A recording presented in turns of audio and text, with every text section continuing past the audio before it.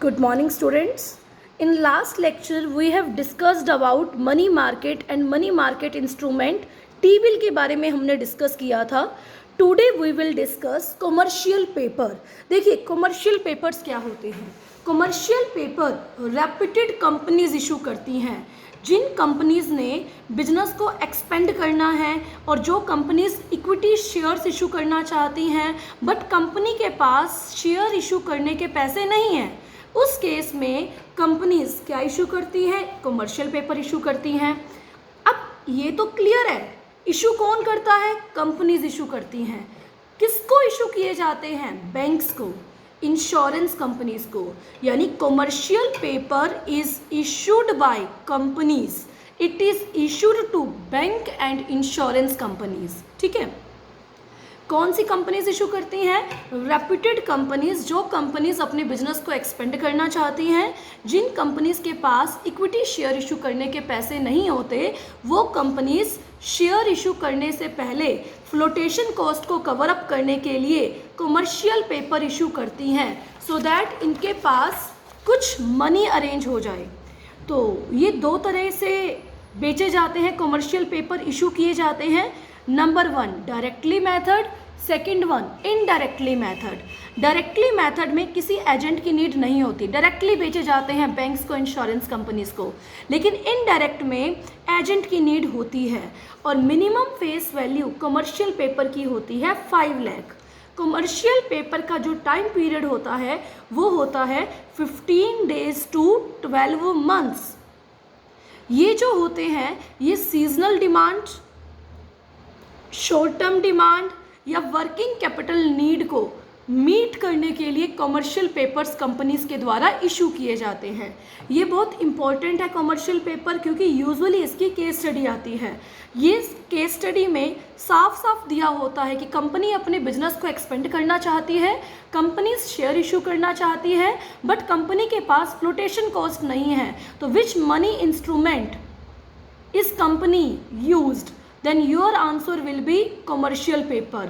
और second question में लिखा जाता है कि टाइम क्या होता है, तो टाइम देखिए 15 days to 12 months. क्या होता है? 15 days to 12 month.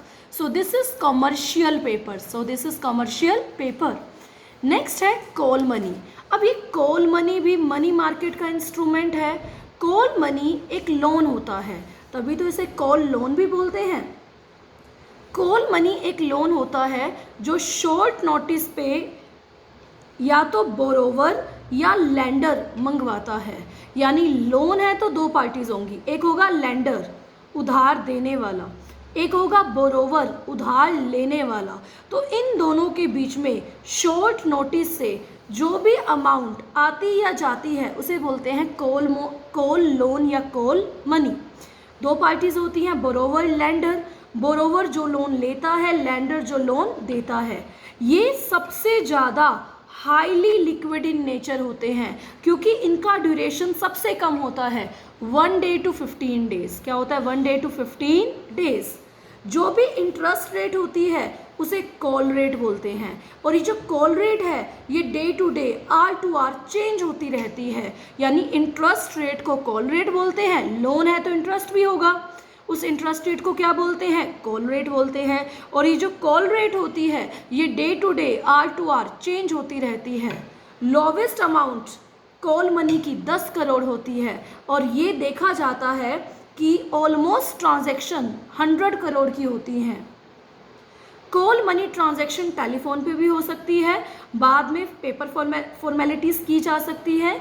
ये इशू किससे किए जाते हैं? बैंक्स को. These are issued by commercial banks. ये कमर्शियल बैंक इशू करता है और करता भी किसको है? कमर्शियल बैंक्स को.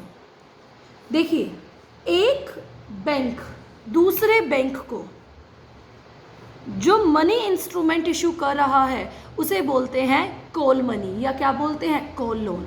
कई बार क्या होता है, एक बैंक के पास पैसे नहीं होते, डिपॉजिटर लेने आ जाता है, तो एक बैंक मैनेजर दूसरे बैंक मैनेजर को कॉल करता है और कुछ अमाउंट उससे मंगवाता है. इसका ड्यूरेशन क्या होता है? 1 day to 15 days. तो एक दिन से 15 दिन इसका ड्यूरेशन होता है. तो बेटा बैंक्स के बीच में जो बोरो हुआ उसे क्या बोलेंगे, इशू भी कमर्शियल बैंक करता है, इशू भी कमर्शियल बैंक को किए जाते हैं। तो these are issued by commercial bank, these are issued to commercial bank. ये जो बैंक्स ने आपस में लोन लिया, इसका जो इंटरेस्ट रेट होता है उसे कॉल रेट बोलते हैं, और ये जो कॉल रेट है ये डे टू डे क्या होता है, चेंज होता है। Is this clear? इसे कॉल मनी इसलिए बोलते हैं क्योंकि शॉर्ट नोटिस पे, टाइम तो मैंने बता दिया 1 से 15, क्या आपका तीसरे दिन में लैंडर को लोन की नीड पड़ जाए वापस की, तो वो शॉर्ट नोटिस देके लोन को कभी भी वापस मंगवा सकता है। तो इसे हम बोलते हैं कॉल मनी या क्या बोलते हैं, कॉल लोन। उसके बाद हमारे पास आता है सीडी। सीडी का मतलब होता है सर्टिफिकेट ऑफ डिपॉजिट। अब डिपॉजिट का सर्टिफिकेट कमर्शियल बैंक इशू करेंगे या कौन इशू करेगा, फाइनेंशियल इंस्टीट्यूशन इशू करेंगे। जैसे आईडीबीआई हो गई, आईसीआईसीआई हो गई, तो CD certificate of deposit is issued by commercial bank and financial institution जैसे आईडीबीआई होगी, आईसीआईसीआई होगी, इनको इशू कौन करता है, कमर्शियल बैंक्स या फाइनेंशियल इंस्टीट्यूशंस। किसको इशू किए जाते हैं, कंपनीज को, एसोसिएशंस को, कॉरपोरेशंस को। तो these are issued to company, association and corporation. Minimum face value 5 lakh होती है, ओके और इसका मैच्योरिटी पीरियड क्या होता है, 91 days to 1 year.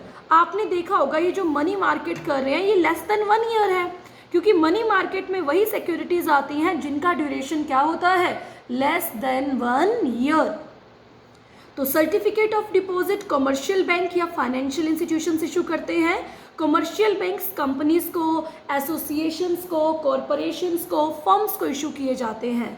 Minimum face value 5 lakh होती है, मैच्योरिटी पीरियड होता है 91 डेज टू 1 ईयर, और सर्टिफिकेट ऑफ डिपॉजिट पे, सीडी पे स्टैंप ड्यूटी लगी होती है, और फेस वैल्यू जो सीडी की होती है वो कितनी होती है, मिनिमम वी कैन से, हमने यहाँ पे भी पढ़ा था 5 लाख, क्या होती है 5 lakh. The minimum face value of the certificate of deposit is 5 lakh. Okay, तो this is CD, certificate of deposit. अच्छा, ये क्यों होता है, अब दिमाग में क्वेश्चन तो आता है क्यों। देखो, कंपनीज हैं, कंपनीज ने शेयर्स इशू करने हैं। अब शेयर होल्डर या क्रेडिटर या डिबेंचर होल्डर, इन्हें प्रूफ चाहिए कि कंपनी फाइनेंशियली स्ट्रॉन्ग है या नहीं। अब प्रूफ कौन देगा, कंपनी का बैंक। अब ये जो कंपनी का बैंक है ना, कंपनी के नाम पे सर्टिफिकेट ऑफ डिपॉजिट बनाएगा कि इस कंपनी का इतना पैसा इस बैंक में डिपॉजिट है, ताकि शेयर होल्डर या डिबेंचर होल्डर या क्रेडिटर जिन्हें कंपनी के नॉलेज है, जो कंपनी के यूज़र्स हैं, उन्हें कंपनी की नॉलेज मिल सके, तो इसे सर्टिफिकेट ऑफ डिपॉजिट बोलते हैं। ये इन्वेस्टर्स को अट्रैक्ट करने का एक मेथड होता है, अपने बैंक का डिपॉजिट का सर्टिफिकेट दिखाना कि देखो मैं फाइनेंशियली स्ट्रॉन्ग हूँ। फिर आता है कॉमर्शियल बिल। ये आपने 11th में समझा था, कॉमर्शियल बिल क्या होता है। 2 पार्टीज होती हैं। कॉमर्शियल बिल हमेशा क्रेडिट सेल में होता है। 2 पार्टीज होती हैं, एक होता है ड्रॉर, दूसरा होता है ड्रॉई। ड्रॉर को क्या बोलते हैं, सेलर। ड्रॉई को क्या बोलते हैं, बायर। मैं रिपीट कर रही हूँ, क्रेडिट सेल में होता है ये वर्ड, सेलर बायर। देखो, जब उधार बेचते हैं तब 2 पार्टीज होती हैं, ड्रायर ड्रॉई। ड्रायर कौन होता है, यानी सेलर, जो बिल को लिखता है। ड्राई कौन होता है, जो बिल को एक्सेप्ट करता है। फॉर एग्जाम्पल, अगर ड्रायर को पैसे की नीड पड़ गई, वैसे पहले मैच्योरिटी पीरियड बताते हैं, इसका मैच्योरिटी पीरियड होता है मिनिमम 90 डेज, 90 दिन। लेकिन 90 दिन से पहले अगर ड्रायर को पैसे की नीड पड़ गई तो ड्रायर इस बिल को बैंक से जाके डिस्काउंट करवा सकता है। बैंक से जाके क्या करवा सकता है, डिस्काउंट करवा सकता है। Is this clear? तो 2 पार्टीज होती हैं, dryer dry. Dryer seller, dry क्या होता है, बायर।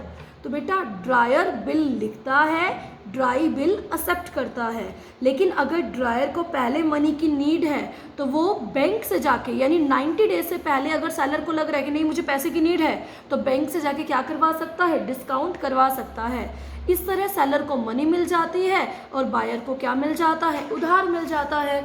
तो हमने मनी मार्केट की 5 सिक्योरिटीज़ के बारे में पढ़ा। नंबर 1 ट्रेजरी बिल जो आरबीआई इशू करता है। सेकेंड 1 कॉमर्शियल पेपर जो बड़ी बड़ी कंपनीज शेयर इशू करने के लिए इशू करती हैं। कॉमर्शियल पेपर की केस स्टडी आती है एग्जाम में। कॉल मनी कॉमर्शियल बैंक को इशू करता है। Certificate of deposit commercial bank companies को, एसोसिएशन को, कॉरपोरेशन को या फर्म को इशू करता है। कॉमर्शियल बिल सेलर बायर को इशू करता है और इसका टाइम पीरियड क्या होता है, 90 डेज होता है।